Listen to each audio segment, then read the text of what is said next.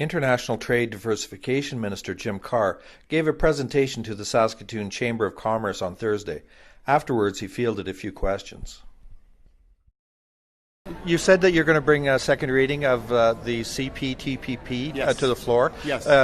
It's really important that Canada be amongst the first group that gets this ratified. How soon do you think we'll have the full ratification? Well, it's a priority of the House Leader. We know that because it'll be among the first pieces of legislation that we'll be debating in this session.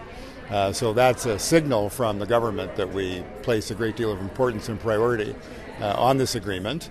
And we'll move it as quickly as the parliamentary process will allow us to, knowing that it is a priority for Canada. Yes, I know that the first 6 nations is what is required for ratification. We'll work diligently to move as quickly as we can. So we had CETA, which was negotiated, and you're bringing it to fruition. But there are things like the Durham problem in India or in Italy, which seem to be holding things back. How are you working to make sure that CETA is fully implemented and we get through some of these hardships? We have continuing conversations with all of our trading partners. Things can always be better. We negotiate in good faith, and we negotiate aggressively on behalf of Canadian interests, and that's what we're doing. So do you see that there's a timeline for finishing that? Well, there are timelines and then there's reality.